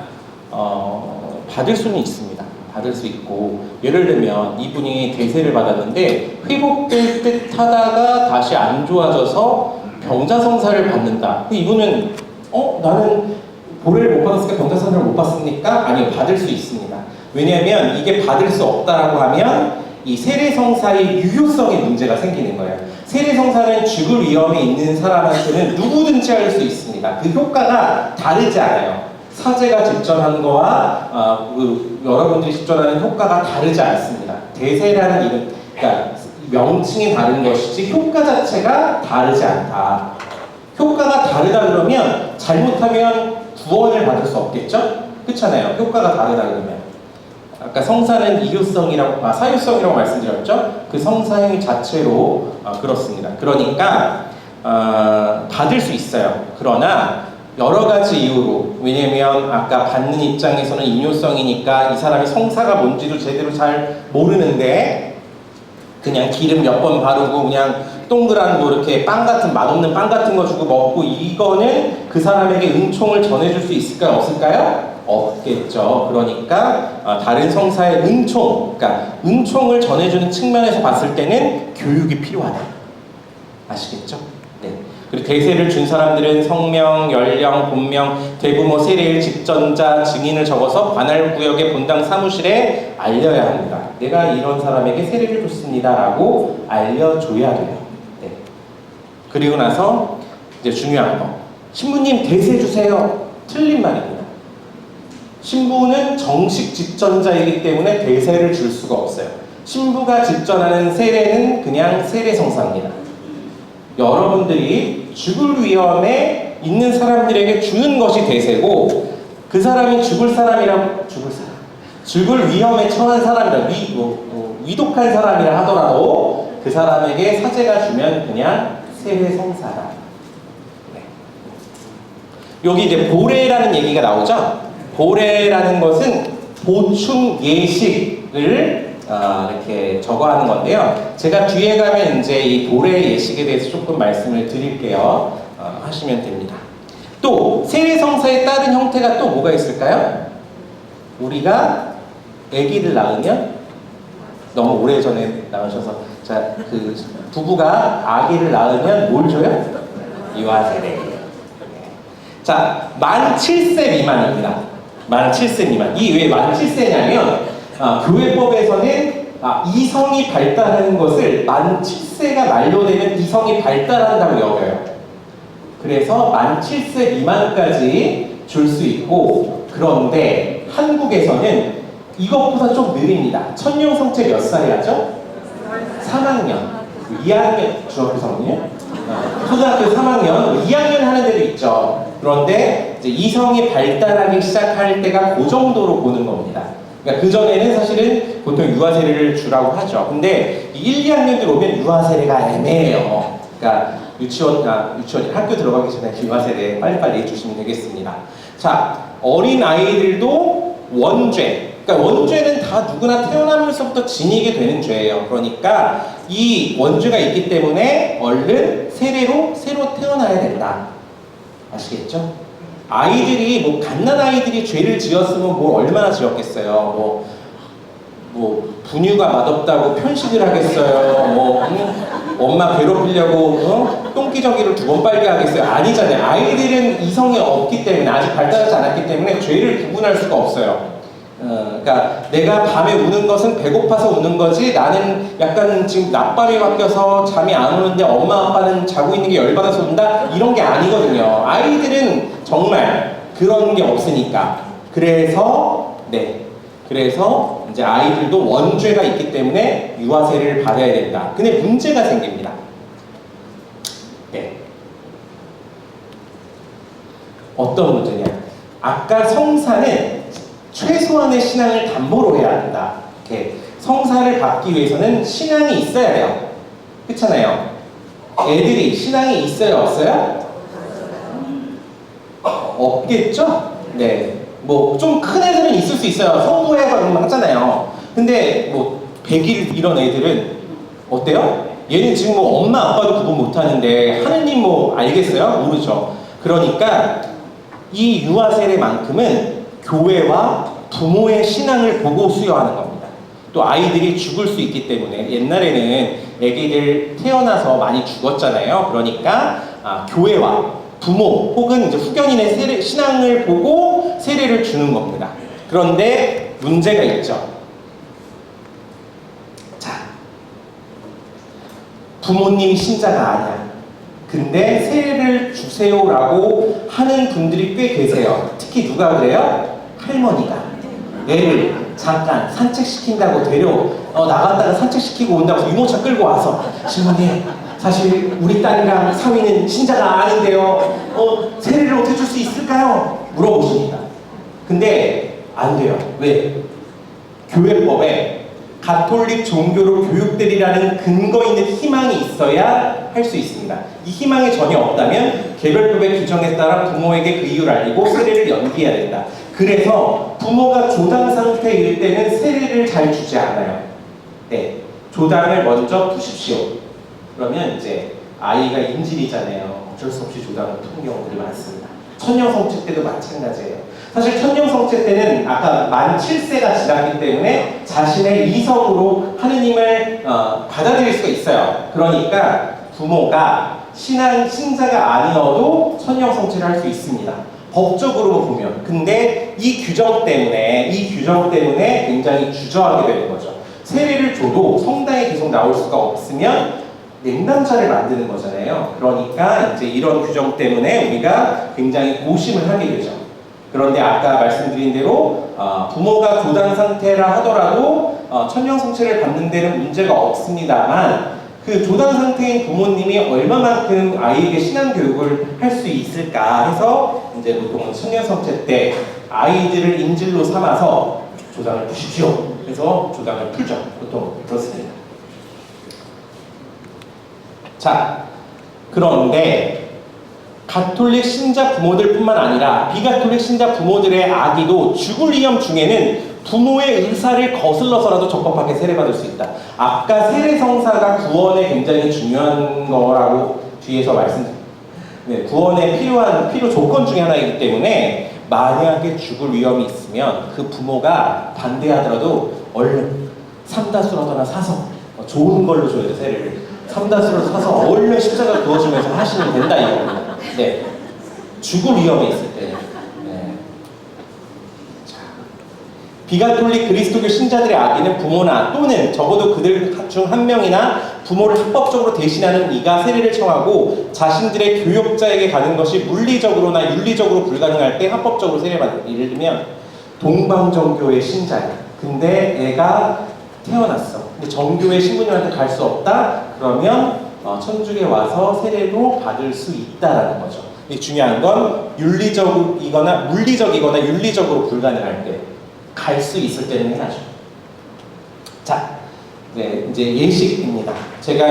저는 그 신학교 때 전례 공부하는 걸 좋아해서 가지고 약간 바리사이 같지 않습니까? 제가 그래서 이런 예식이나 이런 것들을 많이 공부했는데 그 중에 그러니까 세례성사 예식에 대해서는 조금 이제 설명을 드릴 기회가 잘 없다 보니까 오늘 기회를 통해서 세례성사 예식이 이렇게 이루어진다. 물론 여기 계신 분들은 유아 세례 받으신 분들도 많으실 거고 아니더라도 어른 돼서 받으신 분이라 하더라도 굉장히 오래전에 받으신 분들도 계실 거예요. 그러니까 뭘 사실 잘 기억은 나시지는 않을 겁니다. 그냥 기억이 난다고 한 거는 뭐 이마에 차가운 물을 뿌렸다라는 거 정도, 그리고 뭐 좀 일어났다 앉았다 하는 거 정도, 그 다음에 뭐가 있을까요? 뭐 기름 같은 거 바른 거 정도, 마지막으로 사진 찍은 거, 요런 거 정도밖에 기억이 잘 안 나실 것 같은데 그래도 한번 떠올려 보시면 좋겠습니다. 세례성사 예식은 이 두 가지로 구분할 수 있습니다. 첫 번째 단계별, 두 번째 간략한. 자, 단계별은 뭐예요? 1단계, 2단계, 3단계, 4단계, 5단계 이런 단계가 있고 간략한 건 뭐예요? 이거를 다 모아서. 한국교회는 어떤 걸 좋아할까요? 간략한을 좋아합니다. 왜요? 오래 걸려요. 단계별은 엄청 오래 걸려요. 자, 단계별 어른 입교식을 볼게요. 첫 번째는 예비자들을 받아들이는 예식. 요거는 이제 본단에서 좀 하시더라고요. 그래서 와서 이제 뭐 입교미사 합니다. 예비신자들 모아주세요. 예비신자들 오죠. 그러면 뭐 일어나서 뭐 박수도 쳐주고 뭐 환영합니다. 뭐 이렇게 하고 이제 인사를 나누고 밑에 내려가서 커피 한 잔 먹고 다음 주부터 예비신자들이 오세요. 이렇게 하고 끝납니다. 그러나 원래 이때는 본인의 이름이랑 바람 그리고 결심에 대한 대화가 이루어지도록 해야 되죠. 그러나 우리가 보통 교중미사 때 하지 않습니까? 교중미사의 신부님 강론도 길어. 근데 이것까지 하면 너무 길어. 그럼 신자들이 어때요? 싫어해요. 그렇기 때문에 이런 거 안 하고 그냥 박수 쳐주고 안녕하세요 하고 끝내는 겁니다. 그러니까 좀 우리가 이런 예식이 얼마나 중요하고 좋은 건지를 알면 조금 미사가 길어진다 하더라도 참을성 있게 할 수 있는데 이런 걸 잘 모르니까 뭐야 이렇게 귀찮아 빨리 미사 끝내고 난 12시에 밥 먹으러 가야 되는데 이렇게 생각할 수 있습니다. 근데 그건 저도 그래요. 제가 우리 봉사자분들한테 말씀드렸지만 저도 옛날에 교통사고 나서 여의도 성모병원에 한 3주 입원했습니다. 제가 그때도 신부였거든요. 미사 강론이 너무 듣기 싫은 거예요. 또 그 신부님이 미사를 엄청 오래 했어요. 그래서 저는 그 교부 신부님이 다행히 아니었어요. 소혜 신부님이었는데 너무 강론을 길게 하는 거예요. 그래서 그냥 내가 내 방에서 혼자 할까? 그런 생각을 아주 잠깐 한 적이 있습니다. 그러면 안 되지만, 네. 어쨌든 아프니까 저도 그렇더라고요. 네. 그래서 저는 이제 순천향이나 국립중앙의료원은 30분 안에 다 해결된다라는 마음으로 하고 있습니다. 제가 절대 뭐 미사를 성의 없게 하고 싶어서 그런 건 아니에요. 성의 있게 하고 싶습니다. 성의 있게 해요. 자, 1단계 이 예비자들을 받아들이는 예식, 사제와 대부모가 예비 신자의 이마에 십자가표를 긋는 예식. 뭐 본당에서도 하는 데가 있어요. 그러니까 저거는 그리스도에게 이제 속했다라는 그런 의미고 말씀의 전례를 하고 성경과 십자가를 수여합니다. 2단계 선발 예식, 사순 일주일부터 성토요일 기간에 이제 2단계부터 하게 되는데요. 왜 그러냐면 원래 파스카 성야 미사에 세례 성사를 집전하는 것이 교회의 오래된 전통입니다. 그래서 저도 해봤어요. 신자들이 민원이 어마어마하게 들어옵니다. 가뜩이나 독서도 뭐 6개씩 하는데 거기다가 세례 성사하면 성인 호칭기도 노래 불러야 되고 막 길어져요. 신자들이 그리고 할머니들이 신부님 너무 힘들어. 그래서 제가 그 다음부터는 못하겠다 생각이 들었습니다. 그래서 요 사순 시기는 원래 예수님의 순환과 죽음을 묵상하는 시기이기도 하지만 예비자들에게는 예비자들을 양육하는 시기예요. 그래서 복음이 예수님 순환에 관한 복음이 아니라 뭐 태생소경 이야기 뭐 이런 이야기들로 꾸며져 있습니다. 이거는 원래 그 교리교육 차원에서 복음이에요. 이거는 그래서 이때 아니 뭐 태생소경 복음이 나오고 막 이런 그 사마리아 여인 얘기가 나오고 하는 이유가 가해만 해당됩니다. 나의 가해 전례는 원래 없었어요. 가해 전례는 그래서 이제 신자들한테 예비 신자들한테 이제 너네들도 이제 사마리아 여인처럼 또 태생소경처럼 이제 눈을 뜰 것이다, 신자가 될 것이다 이렇게 하죠. 합니다. 자, 그래서 여러 가지 예식들을 합니다. 그 다음에 예비신자 성교 도유를 이때 할 수도 있죠. 그리고 3단계 입교회식, 성인 호칭 기도하고 세례에서 축복하고 마귀아세를 끊어버리고 신앙 고백을 하고 세례 거행을 하고 세례 설명 예식을 한 다음에 마지막에 천명성체를 합니다. 그러니까 얼마나 길겠어요. 독서도 여러 개 하는데 제가 회개를 했습니다. 저도 힘들더라고요. 그래서 우리는 주로 간략한 어른 입교 예식을 한다. 그래서 환영식 하고 대부모 하고 네, 요거는 이제 나눠서 하는 경우도 있죠. 근데 입교회식 때 하고, 네, 성사 당일에는 이제 강론 후에, 네, 강론 후에 원래는 뭐 그 성사는 아까 청해야 된다고 말씀드렸는데, 뭐 여러분은 뭐 하느님의 교회에서 무엇을 청합니까? 이렇게는 그 예비신자들이 세례 성사를 청합니다. 뭐 있어요. 유아세례도 여러분은 아기를 위하여 무엇을 청합니까? 신앙을 청합니다. 세례를 청합니다. 이렇게 빼티시오라고 하거든요. 청원이 있어야 돼요. 청원이 있어야 되고, 그 다음에 이제 강론 후에 간구와 참회의 예식과 고백의 기도를 하고 부마 기도와 예비신자 성교를 도유한 다음에 세례를 축복하고 마귀와 죄를 끊어버리고 신앙 고백이 이어집니다. 그래서 세례 성사가 긴 거예요. 그런데 알고 보면 그렇게 길지 않다. 간구는 뭐 보편제한 기도 정도 생각하시면 되고요. 참회 예식은 우리 미사 초반에 하는 거 있잖아요. 그래서 원래 세례 성사에는 그 참회 예식을 초반에 안 해요. 이때 하게 되는데, 근데 조약하는 건 세례 성사 때도 그 초반에도 하던데요. 신자들한테 이런 것들이 설명이 잘 안 되고 교육이 안 되기 때문에 신자들은 그것을 하지 않으면 굉장히 큰일 난 줄 압니다. 그래서 2번 하는 거예요. 네. 아니면 앞에 했으면 뒤에 이 부분을 생략합니다.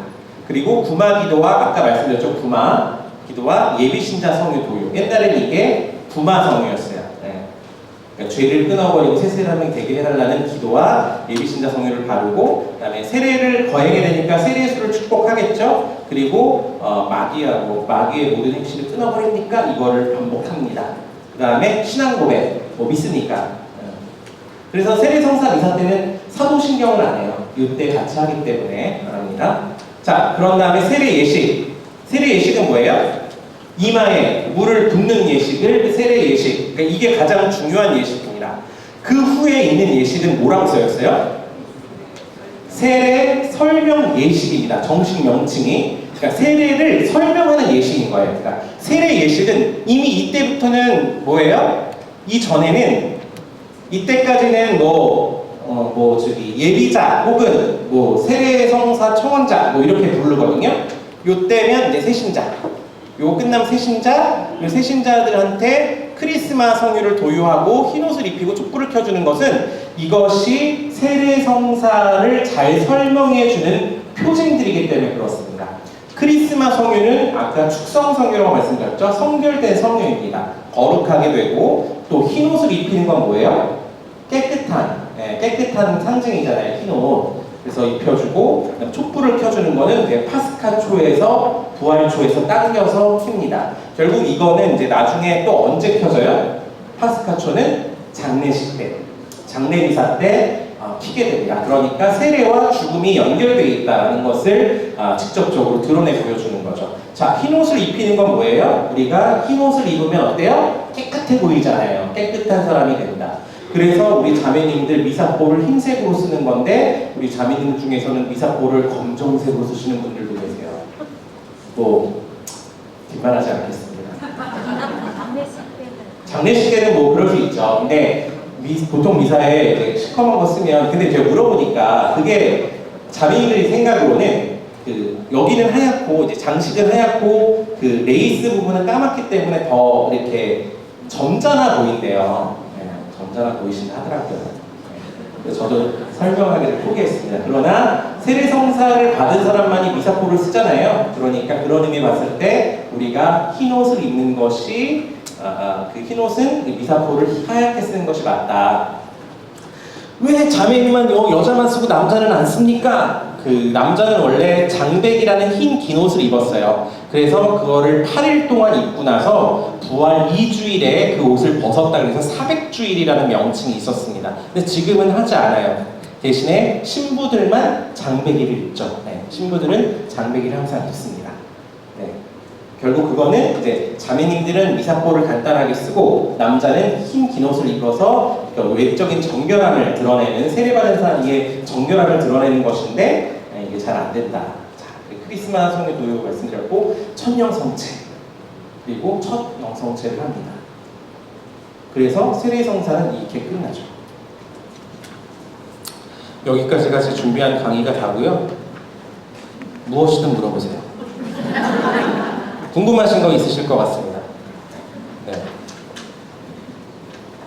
천주교 신자들은 절대 질문 안 하죠. 근데 제가 강의를 많이 해봤거든요. 일단은 근데 제가 보니까 신부들도 명동에 모여서 미사하잖아요. 그러니까 절대 앞에 안 앉습니다. 다 뒤로 앉아요. 그러니까 신부들도 맨날 우리 자매님들 앞으로 와서 앉으세요 이러시잖아요. 하지만 신부들조차도 같이 모여있을 때는 뒤에 붙어 찬다.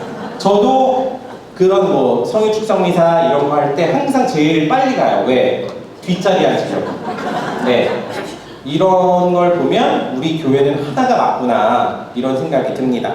자, 세례명을 바꿀 수 없다고 네. 하잖아요. 네. 불러지는 이름이 영어식 이름으로도 불러지고 예전에 라틴식이어서 조금씩 바뀌는 건 어떤? 그건 상관없습니다. 옛날에 세실리아가 지금 체칠리아 이렇게 불리잖아요. 그런 명칭의 변화는 괜찮습니다. 그거는 그 성인 자체를 변화시키는 건 아니니까요. 근데 이제 아예 다른 성인으로 바꾸겠다? 이건 안 되는 거죠. 그런데 그런 경우가 있어요. 세례성사 증명서를 떼는데 그냥 요한 이렇게 적혀 있는 경우가 있습니다. 요한 성인이 두 분이 계시잖아요. 그러니까 더 많죠. 더 많은데 대표적으로 세례자 요한인지 사도 요한인지. 예를 들면 지금 이제 비오 저희 형이 비오인데 비오 하면 교황 비오도 있고 오상의 비오 신부님도 있고 있습니다. 그 정도에서 변화하는 건 큰 문제가 없다고 봅니다. 그런데 이름이 똑같으니까 사실은 정해진 게 있었겠죠. 저희 형이 왜 비오인지는 잘 모르겠지만 어쨌든 어머니 아버지랑 할머니가 정한 이분이 있었을 겁니다. 근데 그거를 추정할 수 없다면 내가 마음에 드는 걸 했대요. 그리고 만약에 저는 성인의 이름이 있는데 세례명 축일이 없는데요. 11월 1일에 모든 성인 대축일에 같이 하시면 됩니다. 그런 분들이 계세요. 옛날에는 있었을 걸로 추정됐는데 지금에 와서는 좀 모호한 분들이 계세요. 전례력에서도 빠지게 되고 그런 분들이 계시거든요. 그런 분들은 11월 1일에 함께 지내면 된다. 그렇습니다. 질문이 있는데 네. 예를 들어서 남편이 네. 밤 12시 갖고 와서 심장마비로 돌아가셨다. 심장마비로 돌아가셨어요? 네네. 네. 그랬을 때 그 자매님이 네.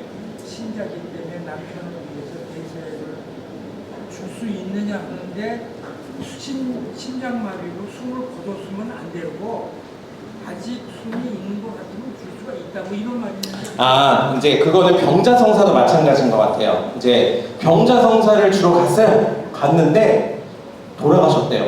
그럼 병자성사를 줄 수 있을까요? 없을까요?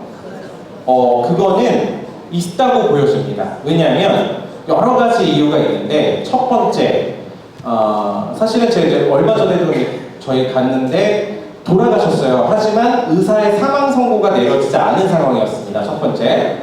그러면 어쨌든 의학적으로 이제 뭐 그 삐 이거 있잖아요. 그 드라마에서 보면 삐 소리 나면서 갑니다. 하지만 해요. 근데 만약에 사망 선고가 있다고 하더라도 그게 시간이 오래 지나지 않았으면 줄 수 있다. 왜냐하면 영혼이 심장이 멎는다고 바로 떠날지 아닐지는 모르는 거거든요. 영혼이 육신을 언제 떠날지는 모르기 때문에 뭐 보통 한 30분에서 1시간 정도는 병자성사를 조건부로 주라고 합니다. 그런 식으로. 그러니까 만약에 그런 경우가 있지 않으면 가장 좋겠지만 했는데 뭐 1시간 정도 더 넘었다 이러면 뭐 조건부로 주는 것도 뭐 이 사람이 받을만 한다면 나는 성부와 성자와 성령의 이름으로 이 사람에게 세례를 줍니다. 이렇게 해서 조건부로 주실 수도 있겠습니다.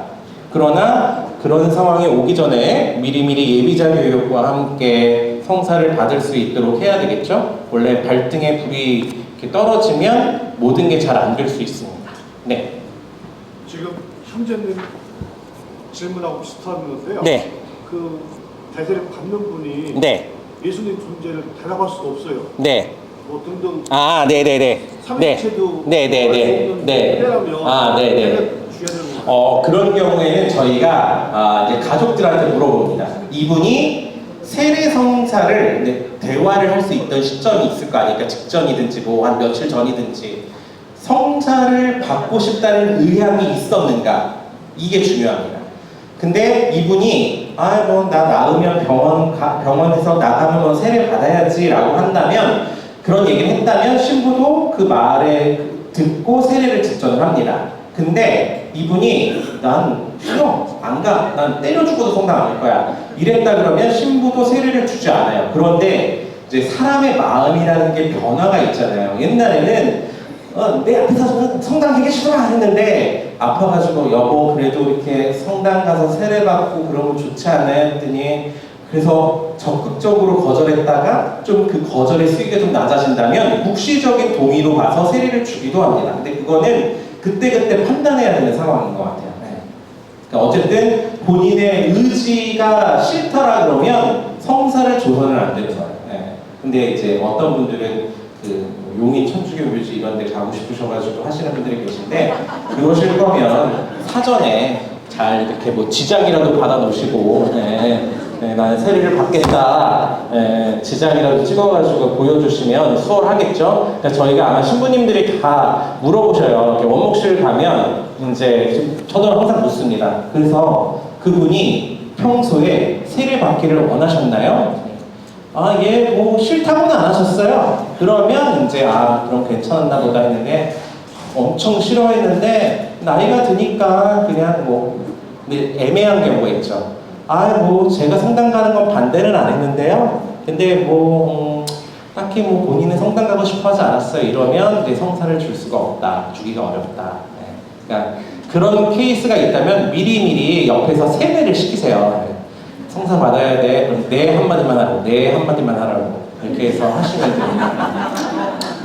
남편은 안 나가서 네. 부인을 성당에 주일 미사를 열심히 나가라고 독려하는 사람은 네. 마음이 좀 그러니까 이제 네가 죄송합니다.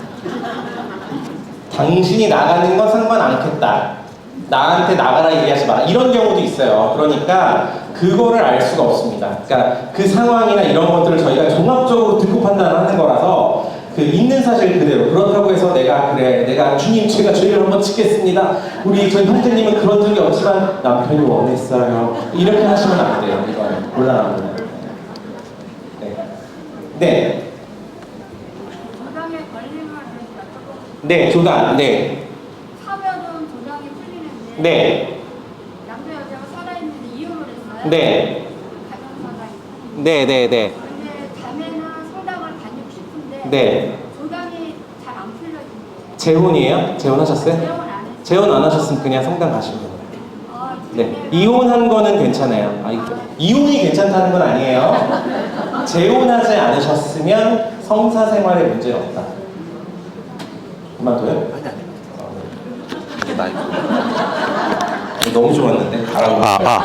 네. 이혼하신 걸로는 괜찮아요. 재혼한 거 아니죠. 재혼할 때 생기는 거예요.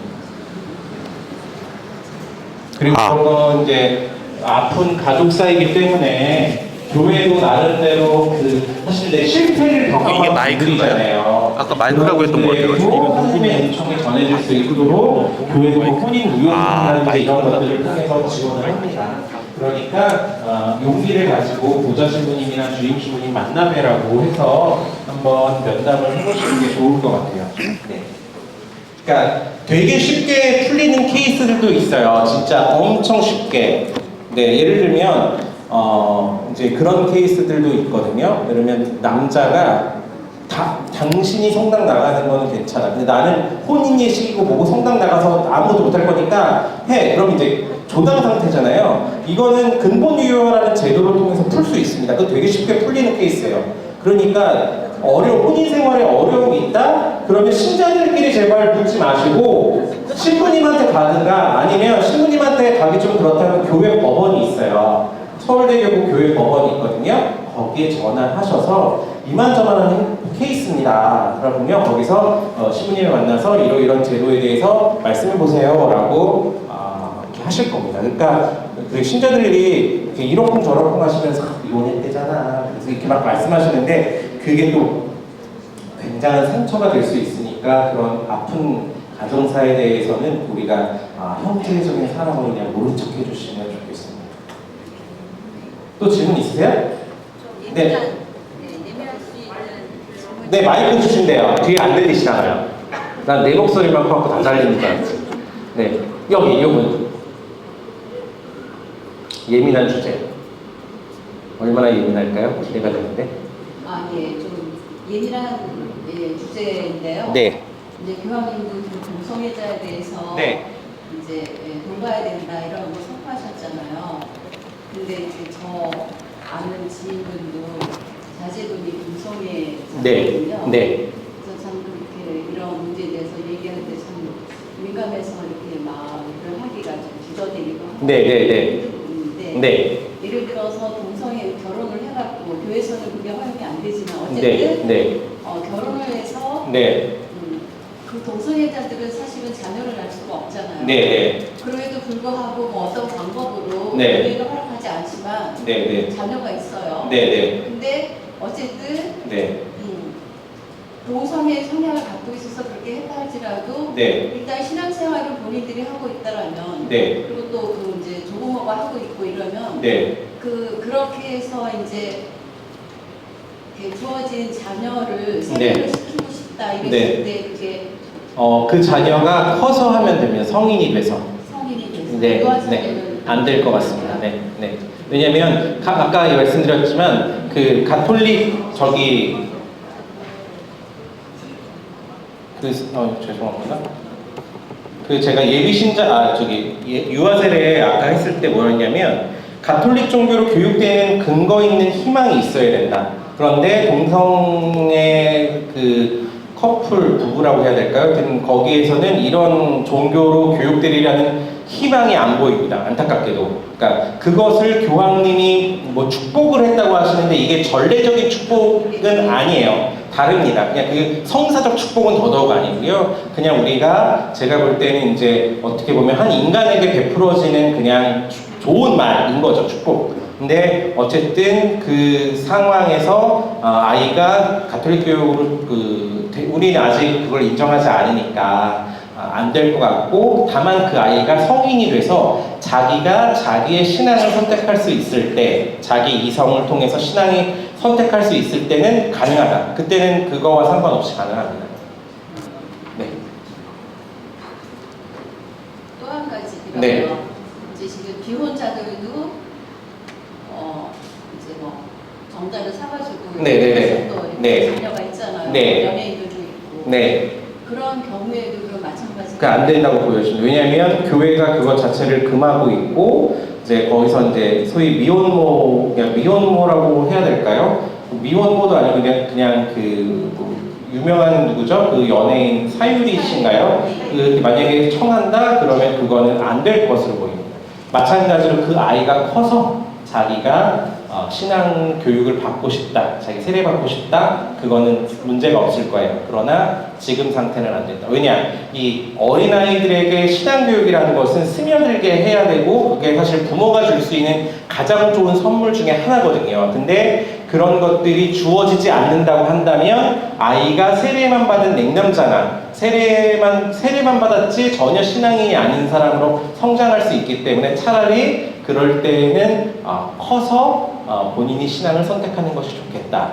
근데 이제 그런 경우가 있어요. 엄마들이, 아빠들이 저희 자식들은 유아 세례 안 받고 자기가 나중에 크면 신앙을 선택하게 하려고요 라고 하지만, 그런 경우에 있어서는 그건 좀 잘못됐다. 왜냐하면 신앙이 좋은 것이고, 부모로서 우리가 아이를 하느님께서 주신 아이를 받아들이고 신앙으로 교육해야 된다라는 그런 혼인성사의 그 면담지에 그런 서약을 하게 돼 있거든요. 그거를 지키지 않은 것이기 때문에 그것은 잘못됐다.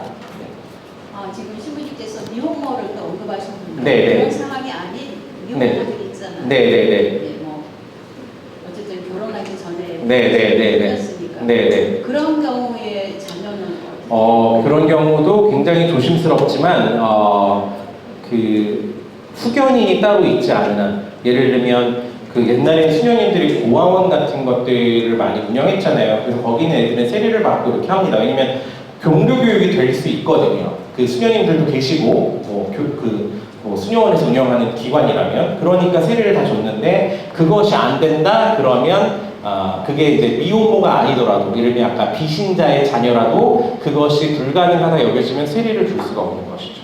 그것은 그 비혼이냐 아니냐의 문제가 아닌 것 같아요. 아니, 이런 사례가 네. 있었거든요. 네네. 생명연에서 네. 그 생명을 지켰던 사례를 네네. 수기를 내갖고 네네. 상을 받은 네네. 사례가 있는데, 네. 2회 때 네. 그 미혼모가 수상을 받았어요. 네네네. 그러니까 그런 경우는 분명히 그 미혼모 그 자매는 신앙인이고, 네네. 또 그러니까는 이제 그 부모님, 그 미혼모의 부모님도 신앙인이거든요. 네네네. 근데 그런 경우는 좀 어떨까요? 네네. 그러니까 부모 양편이나 적어도 한 편이, 또는 합법적으로 그들 대신하는 이가 동의를 해야 한다라는 규정이 있잖아요. 그러니까 그런 경우는 가능하겠죠. 그런데 동성애자 부부라든지 아니면 어떤 그렇게 교회가 이렇게 하지 않는 방법을 통해서 자녀를 했던 경우에는 이런 게 없는 거죠. 그런데 아까 말씀한 미혼모는 사실은 그건 이제 그래도 신앙생활을 할 수 있는 상황인 거잖아요. 그거 자체가 안타까운 일이긴 하지만 아예 그 사람이 어떤 신앙과 이렇게 배척되는 상황은 아니니까요. 이걸 좀 아시면 되겠습니다. 네, 시간이 다 됐네요. 저는 가겠습니다. 마칠 기도는 나중에 다 끝나고 하겠습니다. 감사합니다. 좋아요 많이 해주세요.